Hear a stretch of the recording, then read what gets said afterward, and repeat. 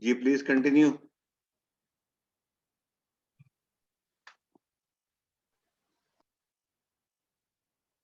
Hello.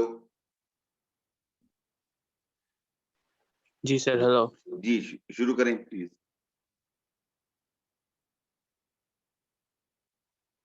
Sir मैं भी आपकी तरह अजीम का वेट कर रहा हूँ। नहीं, अजीम की मतलब लास्ट पोर्शन अजीम ने करना है। जी सर, जी सर। ओके ओके ठीक। मैं समझा था वो मौजूद हैं।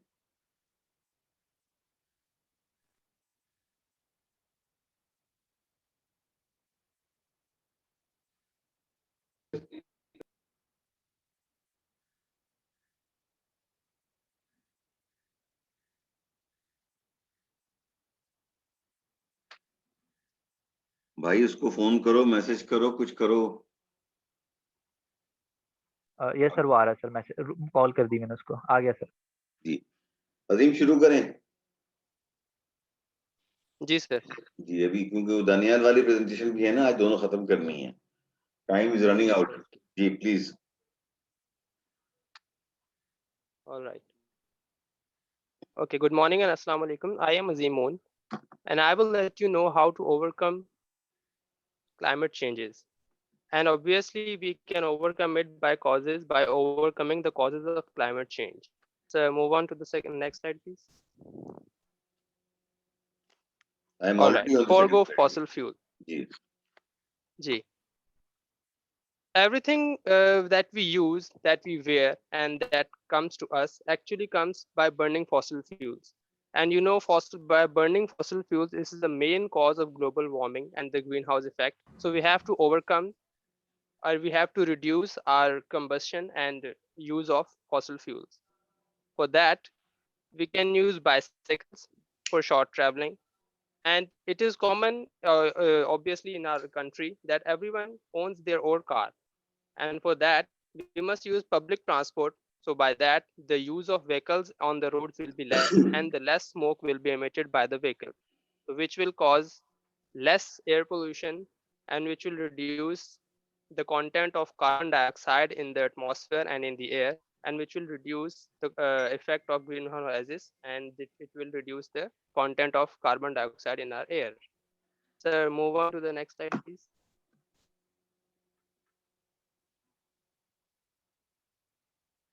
All right.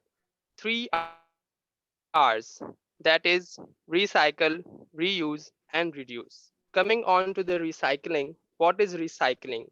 Recycling is the process in which waste material is converted into useful products. For example, paper produced from recycling saves up to 50% of water and 75% of energy than the paper produced from raw materials. Likewise, cans produced from recycling reduces the energy and pollution up to 95%.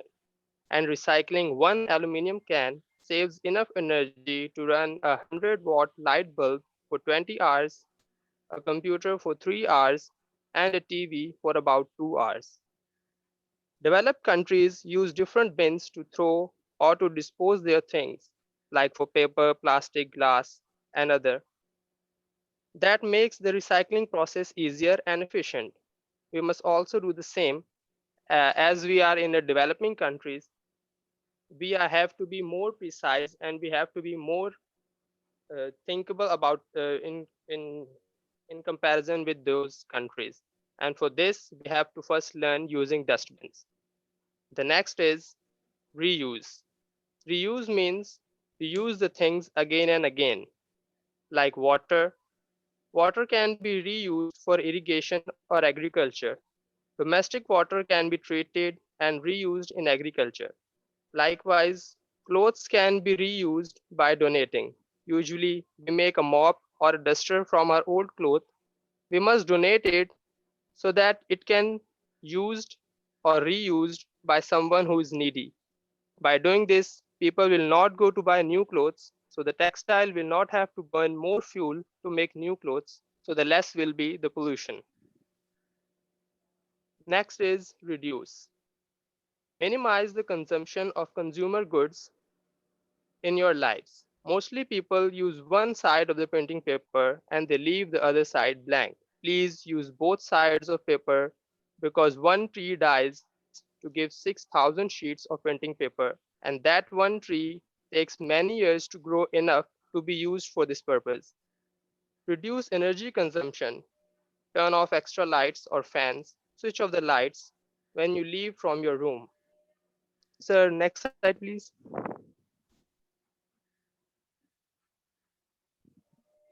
All right. Eat smart and go vegetarian. It does not mean that you stop eating meat and become a vegetarian, but it is to balance your diet. Americans produce more than 1.5 tons more greenhouse gases through their food choice. Cows take 90 to 95% of food than the human, and they give more waste than the human. The waste from cattle includes a gas which is methane, and methane is mainly responsible for the destruction of environment because it absorbs sun's heat and it warms the atmosphere, and for this reason it is considered greenhouse gas. The more meat you eat, the more will be the production of cattle, so the more will be emission of methane and more will be consumption of water and food. So next slide, please.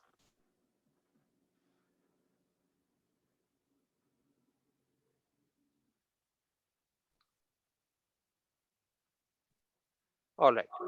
Afforestation. Trees are lungs of Earth. Earth breathes with the help of trees. Trees maintain the temperature of the world. Trees absorb carbon dioxide. Planting trees and forests is called afforestation. You might know that Pakistan has recorded 2 Guinness World Records of planting over 1 million mangroves, and Sindh Forest Department broke their earlier Guinness record of planting most trees in 24 hours. And do you know that planting 1 acre of forest absorbs 6 tons of carbon dioxide, and 1 acre of forest provides oxygen to 18 people for a year? These are the benefits of afforestation. Growing more trees will provide habitat to the animals and it will preserve their species. It will provide more food and prevent soil erosion and prevent flooding. So next slide, please.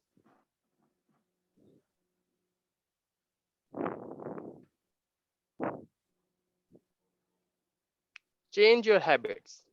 It doesn't matter how much scientific method we apply. It doesn't matter how much hacks we use in our lives to save our environment. We cannot save it until we change ourselves. We have to change our habits. Eat less. Eat less doesn't mean that if you are hungry, you don't eat much. You have to balance your diet as well, but eat less. I can end this para by saying that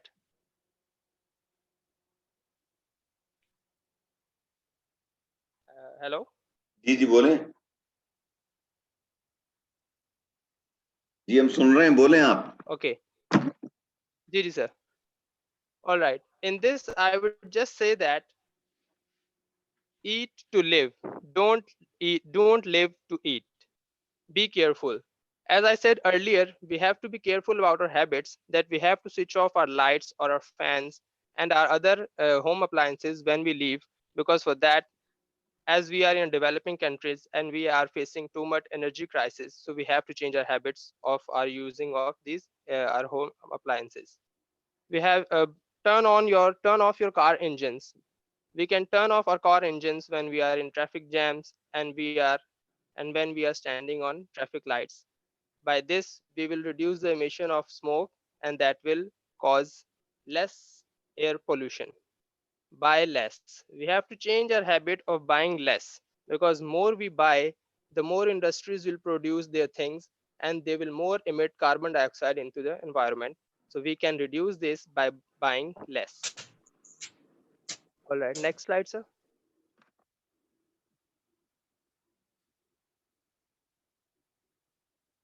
Okay. Earth does not belong to us, we belong to the earth. If we will not do anything today, we will have much darker future tomorrow. Our future generation will suffer and they will have to pay a huge price for our mistakes. This is the only planet in our solar system where we can survive. In the end, we will give you advice to spread joy, not germs, and the earth leaves us a question that can you save me? Thank you. सिर्फ एक बात add कर दूं, आपने जहाँ conservation की बात की है ना, इसमें 2010 में एक रिसर्च हुई थी पाकिस्तान के अंदर, जब मोबाइल इतने नहीं थे। उस वक्त ये पता चला था कि हमारी जो एक हैबिट है ना, कि हमने चार्जर को प्लग में लगाया हुआ, प्लग ऑन है। नॉर्मली मोबाइल चार्ज करने के लिए घटिया से घटिया मोबाइल भी घंटा डेढ़, मैक्सिमम 2 घंटे के अंदर चार्ज हो जाता है।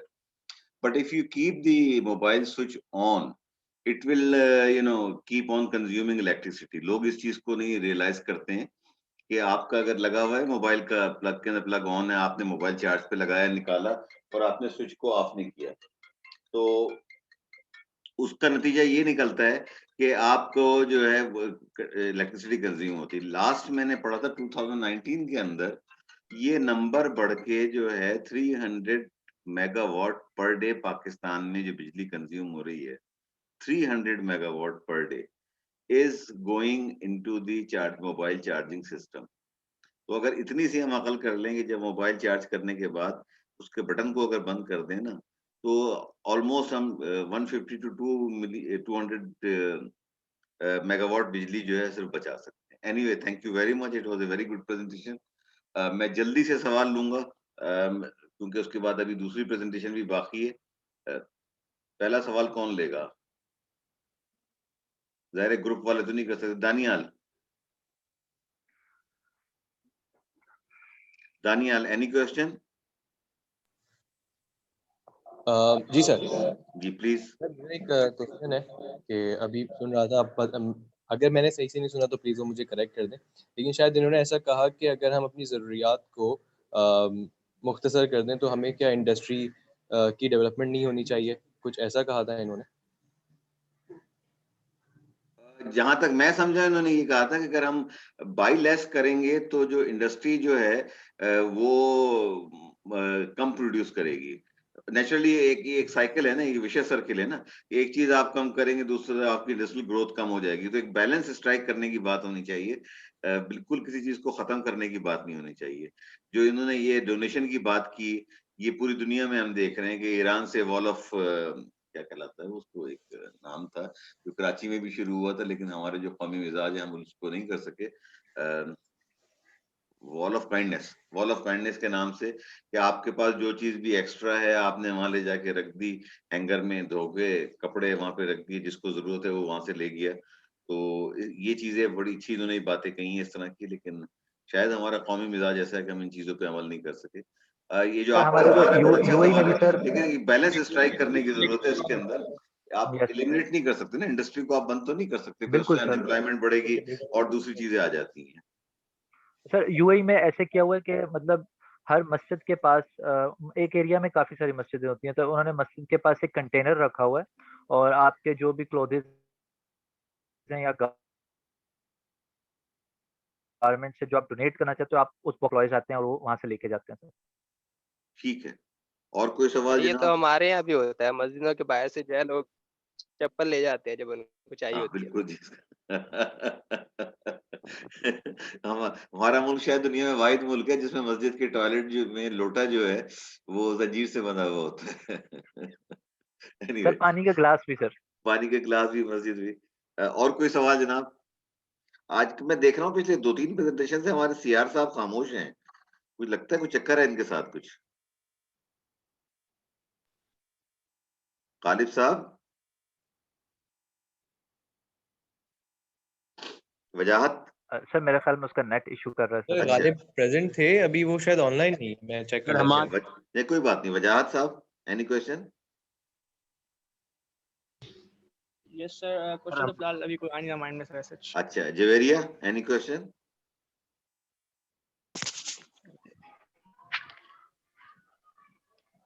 एक्सक्यूज मी सर, जवेरिया से पूछ रहा हूँ मैं, कोई सवाल है उनका? सर नुमान सर क्वेश्चन है सर। जी पूछिए जनाब। सर अजीम के ख्याल में सर इसने सर्च करी है कि sir in our country sir, हमारे पाकिस्तान में सबसे ज्यादा रिसाइकल अगर किसी चीज को करा जाए तो वो कौन सा आइटम है सर, जिससे बहुत ज्यादा बेनिफिट हो सके हमारे कंट्री? जनाब अजीम साहब बताइए किस आइटम कंट्रीज को में सबसे ज्यादा रिसाइकिल क्या, हमें तो सर खुद ही पूरे चेंज होने की जरूरत है। रिसाइकलिंग तो चलो एक दूसरी चीज होगी हमारे पास, जो अगर हम एनर्जी की बात करें, जैसे आपने एक चार्जर की बात की, तो अगर हम इसी चीज को वो करें तो उसी से जो है हम काफी जो है वो अपने जो है अपनी एनर्जी जो है वो सेव कर सकते हैं और अपनी कंट्री को जो है एक अच्छे उस पर लेके जा सकते हैं। और जहाँ तक रिसाइकलिंग की बात है तो मेरे ख्याल से हमारे यहाँ तो बहुत कम चीजें हैं जो होती हैं रिसाइकिल। हमें तो बहुत कुछ रिसाइकिल करने की जरूरत है, लाइक हमारा पेपर है, जो हमारी प्लास्टिक थिंग्स हैं, वो बहुत सारी चीजें जो है वो रिसाइकिल होनी चाहिए, जो कि उस वजह से नहीं होती हैं। और उसकी वजह ये है क्योंकि हम जो अपनी चीजें डिस्पोज करते हैं, जो हम उसको कचरे में फेंकते हैं, वो हम इस तरह से फेंकते हैं कि वो दोबारा यूज के काबिल ही नहीं बचती। तो जैसे मैंने बात की कि डिफरेंट कंट्रीज जो हैं वो डिफरेंट बिन्स यूज करती हैं, जिसमें आप अपना प्लास्टिक फेंकोगे, जिसमें आप अपना पेपर फेंकोगे, ताकि रिसाइकलिंग प्रोसेस को जो है वो ज्यादा इजी और एफिशिएंट बनाया जाए। तो हमें बहुत सारी चीजों की जरूरत है। ओके जी।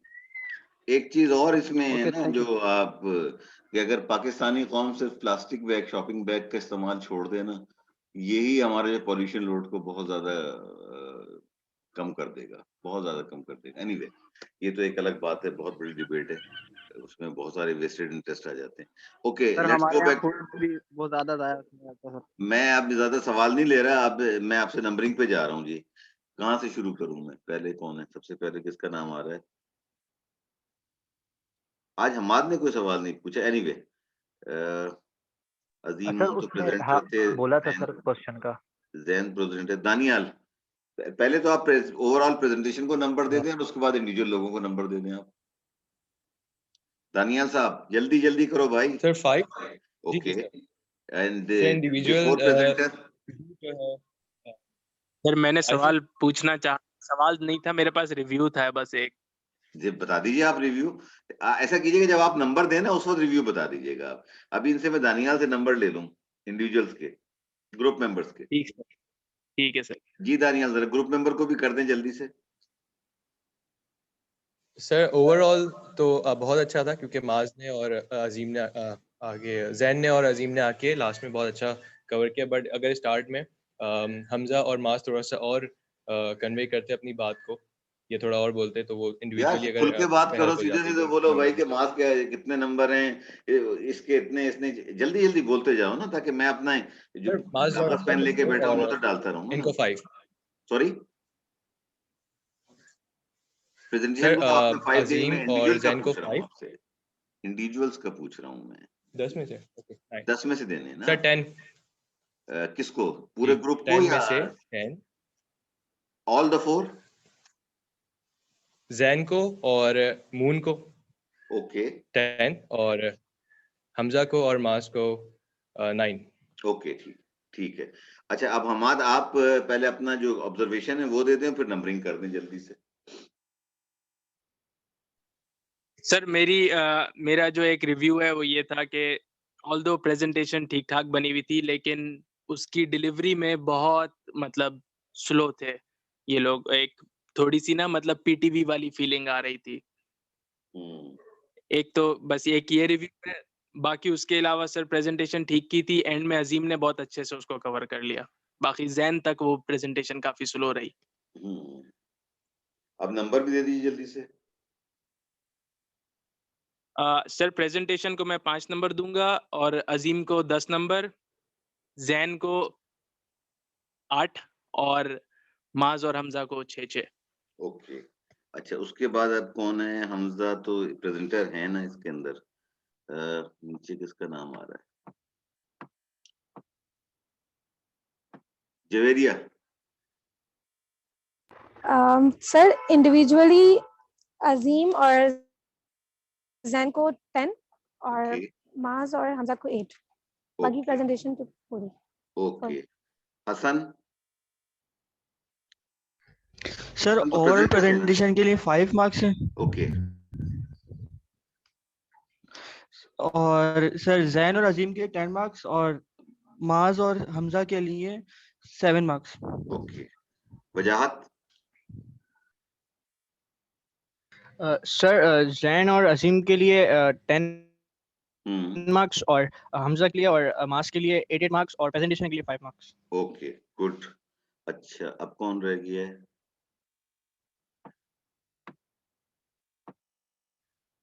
सुनील, सुनील, सुनील, उसामा, सलमान, नोमान, कोई तो बोलो भाई। जी जी सर, उसामा। जी उसामा बोलिए। मैं नंबर्स का पूछ रहा हूँ आपसे। सर प्रेजेंटेशन तो इनकी अच्छी थी, मैंने जी सर इनकी 10 सर 9 सर इंडिविजुअल, और प्रेजेंटेशन अच्छी थी सर, उसके टोटल 5। ओके, अच्छा, और कौन है अब? Sir Sunil Kumar sir. जी सुनील। सर जैन और अजीम को 10-10 और माज और हमजा को 8-8 और सर ओवरऑल प्रेजेंटेशन के 5 मार्क्स। ओके, और कोई रह गया? सलमान रह गए मेरे ख्याल से। जी सर, ओवरऑल 5 जी और बाकी 9। ओके, माज भी, Numan sir. Noman ji, Noman.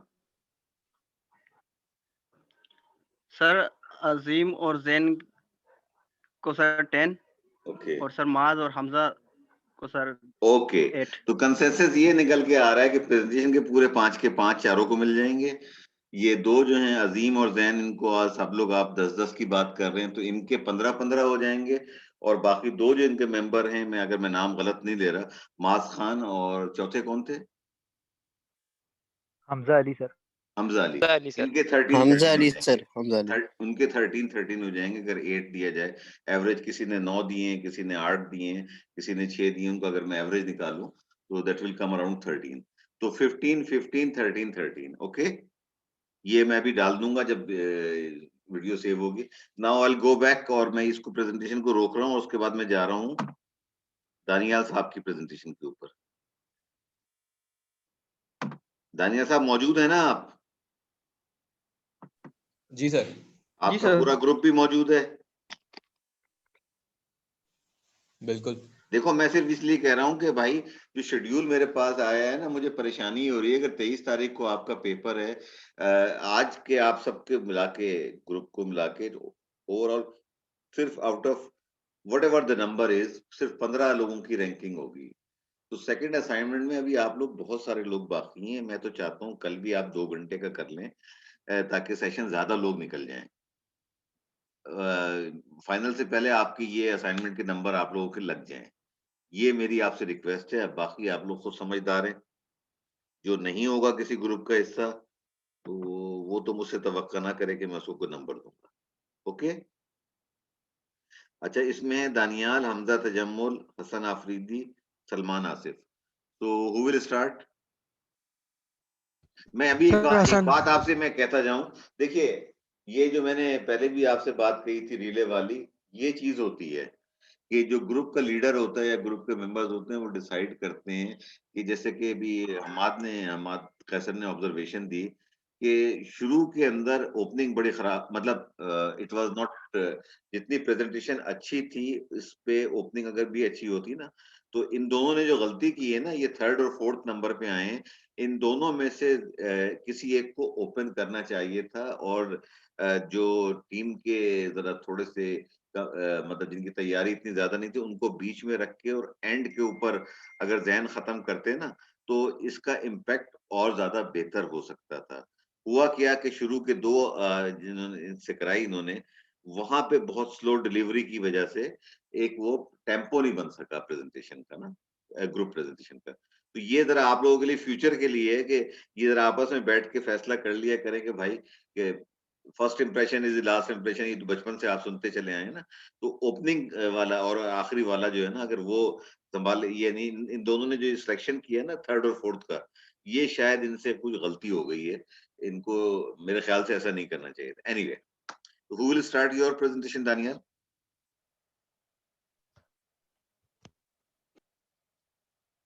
Sir Hasan Afridi start. Hasan Afridi. Okay Hasan, please. All. Hope you are all fine. This is Hassan with my group partners Hamza, Daniel, and Salman. Today we will we give you presentation on entrepreneurship. So next slide.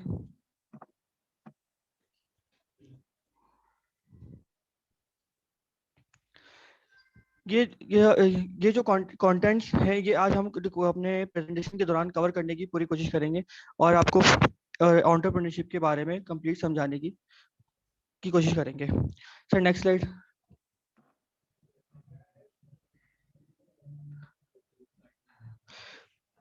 Concept of entrepreneurship, basically concept of entrepreneurship ये है कि starting a new business. अब starting और new business के लिए हम लोगों को के कुछ पैरामीटर्स चाहिए, रिक्वायर्ड होते हैं जो हमें स्टार्टिंग ऑफ बिजनेस में ज़रूरी होते हैं।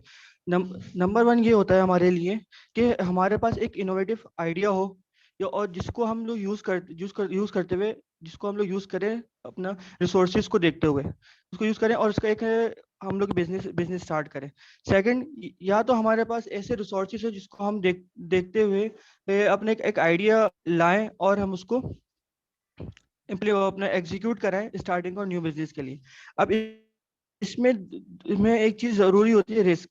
रिस्क इसमें रिस्क फैक्टर इसलिए इम्पोर्टेंट है कि रिस्क क्योंकि जो भी बिजनेस हम स्टार्ट करें ना उसमें रिस्क फैक्टर लाजमी होता है कि आपके उसमें नुकसान तो होता है मगर आप इसमें कामयाबी के चांसेस भी होता है। और इसके अंदर सक्सेस, इसमें हम दो चीजें देखते हैं, या तो सक्सेस या फेल। अगर फेलियर होता है तो हमें इसमें बात घबराने वाली बात नहीं होती कि अगर हम फेलियर हो गए तो हम लोग कुछ नहीं कर सकते आगे। तो हम फेलियर से बंदा सीखता है और दोबारा फेलियर से बंदा लर्न करता है और उसको दोबारा से जो बिजनेस स्टार्ट करता है और उसको इससे पीछे नहीं हटता। सही है, नेक्स्ट स्लाइड सर।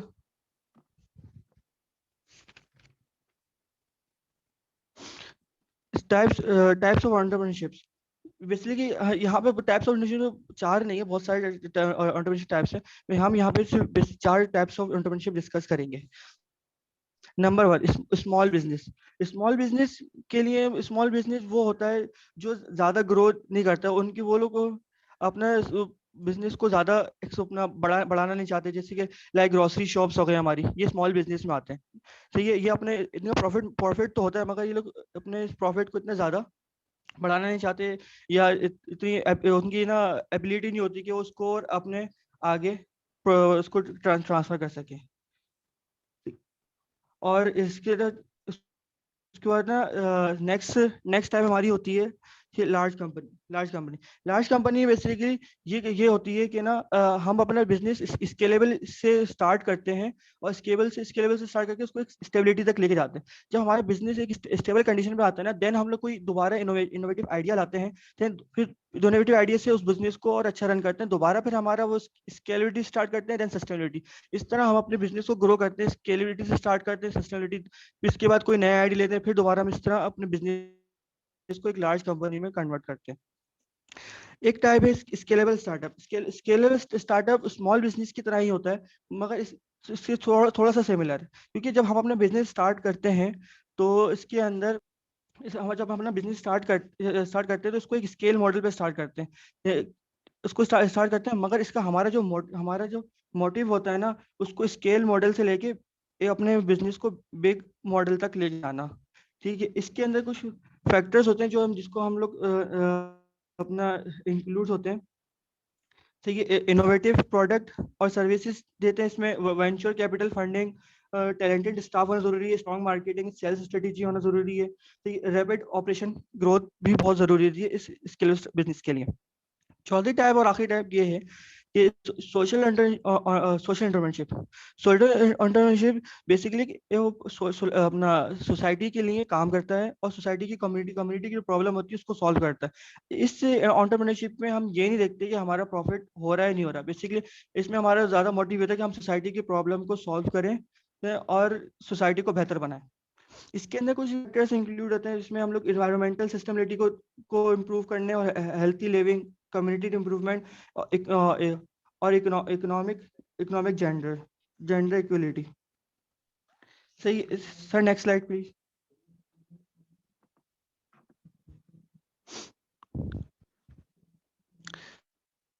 और अब अभी जब देखेंगे एंटरप्रेन्योरशिप की हमारे पास ये इम्पोर्टेंस कितनी सोसाइटी के अंदर। तो सबसे पहले ये बात है एम्प्लॉयमेंट अपॉर्चुनिटी। जी, अब हम लोगों को जैसे कि आजकल देखा जाता है कि आजकल से हमें शुरू में ये चीज़ बताई जाती है कि आप पढ़ो लिखो और जॉब करो। ये अब ये अगर इसी अगर बंदा से हम लोग जॉब के लिए ट्रेन करेंगे तो हमारा तो मार्केट में जॉब करने वाले का ज़्यादा होंगे और जॉब देने वाले कम। तो हम लोगों को इसमें बैलेंस लाना है कि जॉब देने वाले भी होने चाहिए मार्केट के अंदर। तो एंटरप्रेन्योरशिप एक ऐसी चीज़ है जो एम्प्लॉयमेंट को इंक्रीज करता है और एम्प्लॉयमेंट इंक्रीज करता है। और ये जो एंटरप्रेन्योरशिप है ये ना अपना फ्रेश ग्रेजुएट्स और फ्रेश लोगों को भी लेता है ताकि उनकी ट्रेनिंग कर सकें और उनके अनस्किल वर्कर्स को अपना स्किल्स डेवलप करे उनके अंदर और उनको आगे बढ़ाए। दूसरी हमारे पास community development. Community development basically ये होती है कम्युनिटी डेवलपमेंट ये होती है कि society greater if the employment has large diversified it brings changes in society problem facilities like higher education better sanitation fewer slums और इसके हम लोग सोसाइटी को और बेहतर तरीके से कर सकते हैं। तीसरी चीज हमारे इसमें बताती है इनोवेशन। ये एंटरप्रेन्योरशिप ये एक हब है इनोवेशन का जिसमें हम लोग क्वालिटी ऑफ गुड्स प्रोवाइड करते हैं, new products and new technology देते हैं और मार्केट की जो रिक्वायरमेंट्स है ना, जो मार्केट में गैप्स है, जो मार्केट रिक्वायर में जो चीज़ें चाहिए तो उनको हम उसकी रिक्वायरमेंट को फुलफिल करते हैं। और सप्लाई और डिमांड इसमें हमारा मेन फोकस होता है। तो चौथी चीज़ हमारे पास है इंक्रीज स्टैंडर्ड लिविंग। ये स्टैंडर्ड ऑफ लिविंग जब हमारा इंक्रीज होगा, जब हमारे जो कोई एम्प्लॉय है उसकी सैलरी और इंक्रीज होगी और सैलरी इंक्रीज होगी। अब यहाँ पे सैलरी इंक्रीज जैसी हो, जब सैलरी ज़्यादा होगी तो एक कंजम्पशन ऑफ गुड को ज़्यादा बढ़ा सकता है और सर्विसेज भी ज़्यादा ले सकता है। सही है। और लास्ट इसका पॉइंट है research and development. Research and development के लिए हमें ज़रूरी है कि अब कोई भी मार्केट में प्रोजेक्ट लॉन्च करने से पहले ना हमें उसकी रिसर्च लाजमी करनी है। इसलिए वो प्रोडक्ट मार्केट में पहले से मौजूद तो नहीं है और उसकी अगर मौजूद है तो हम उसमें क्या इनोवेशन ला सकते हैं, देखिए। और मार्केट में लॉन्च करने से पहले उसकी टेस्टिंग और ज़रूरी है।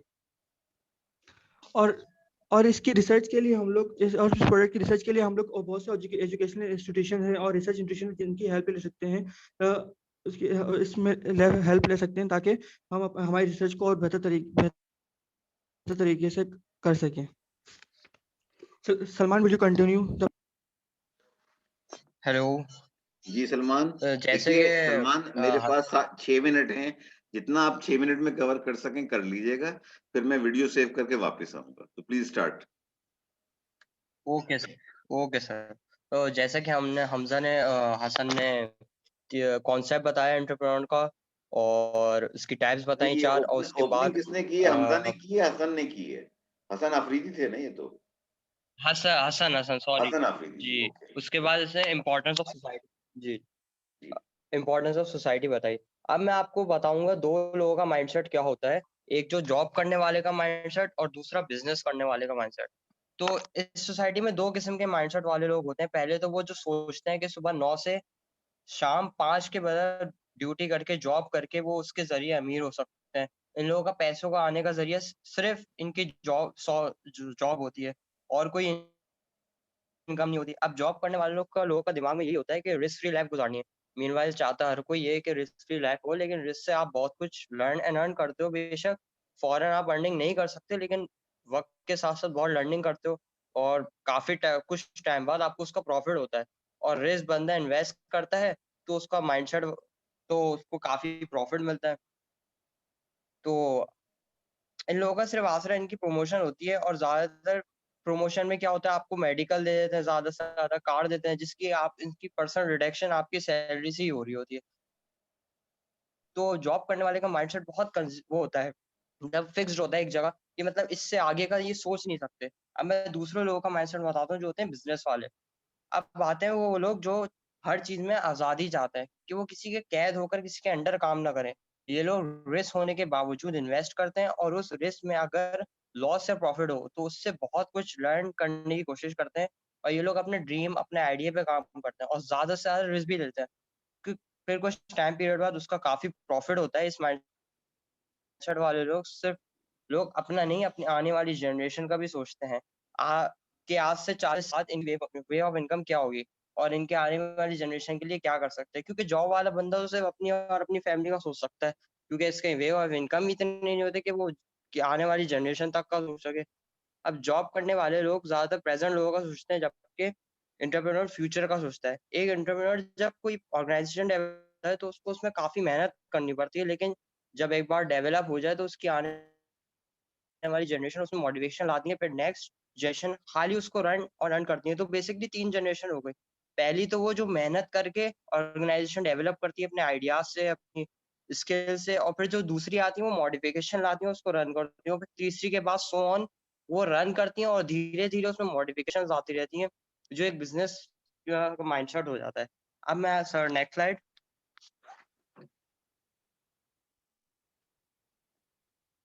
अब हमारी सोसाइटी का माइंडसेट क्या है, मैं आपको सोसाइटी का माइंडसेट बताता हूँ। पहले तो मैंने आपको 2 लोगों का माइंडसेट बता दिया, एक जॉब बिजनेस का। हमारी सोसाइटी में जब कोई बच्चा पैदा होता है तो उसको स्कूल में एडमिशन के लिए डाल देते हैं। अब वो 10 साल बेसिक एजुकेशन हासिल करता है, उसके बाद 2 साल वो सिर्फ कॉलेज की लाइफ गुजारता है, कॉलेज में की तालीम हासिल करता है। उसके बाद वो फिर 4 साल यूनिवर्सिटी ग्रेजुएशन के लिए रख देता है। फिर 4 साल बाद उसको जॉब की तलाश शुरू कर देते हैं। अब क्या होता है हमारी सोसाइटी में बच्चे के ब्रेन में डाल दिया जाता है कि आपको हाई ग्रेड्स लाने हैं एजुकेशन में, ताकि आपको अच्छी जॉब मिल सके और फिर अच्छे पैसे मिले। फिर बड़ा होकर वो कहीं जॉब करता है तो हफ्ते के अप्रॉक्स 40 घंटे उसको उस कंपनी को देने होते हैं, जो कि जॉब शेड्यूल में फंसा रहता है, कोई वेकेशन नहीं मिलती उसको, जस्ट वो लाइफ जीता है अगर जॉब लाइफ को देखें। और जहाँ वो जॉब करता है वहाँ घंटों के लिहाज से सैलरी होती है उसकी। 3-4 साल में कभी प्रमोशन मिल गई तो मिल गई, वरना वही कांस्टेंट सैलरी। जॉब करने वालों का मेजॉरिटी कोई दूसरा वे ऑफ इनकम नहीं होता। अगर कभी कोई सीवियर इंसिडेंट हो जाए फैमिली में या खुद के साथ और जॉब उस वक्त वो रेज्यूम ना कर सके, फिर कहाँ से आएंगे पैसे? कहीं से नहीं, क्योंकि दूसरा वे ऑफ इनकम था ही नहीं। तो हमारी सोसाइटी में बच्चों को बिजनेस के बजाय सिर्फ जॉब का माइंड बना दिया जाता है, जो कि सही नहीं है। उसको कोई स्किल्स नहीं सिखाते कि वो उन स्किल्स को न्यू आइडियाज लाए, बिजनेस का सोचे। हमारी सोसाइटी में एजुकेशन पता है क्यों दिलाई जाती है? ताकि बच्चा पैसे कमा कर घर ला सके। अब बच्ची की जो अपनी स्किल्स भी होती है ना, वो इस माइंडसेट की वजह से खत्म हो जाती हैं। खैर ये तो था हमारी सोसाइटी का माइंडसेट, जिसका चेंज होना बहुत जरूरी है मेरे लिहाज से। अब मैं नेक्स्ट स्लाइड सर। ये एक स्लाइड पूरी करके रुकना पड़ेगा, मेरे पास सिर्फ 1.4 मिनट्स रह गए हैं। जल्दी से स्लाइड खत्म करो। Okay sir. या यहाँ रुक जाए, अब मैं मैं बात करता वीडियो हूँ से कि मैं 1 मिनट, ये स्लाइड तुम्हारी लंबी है, मैं वीडियो सेव करके वापस आ जाता हूँ उस स्लाइड के ऊपर, ठीक है? ये हो नहीं सकेगी पूरी 1 जी minute. Sir. Okay okay okay okay. जी जी जी सर।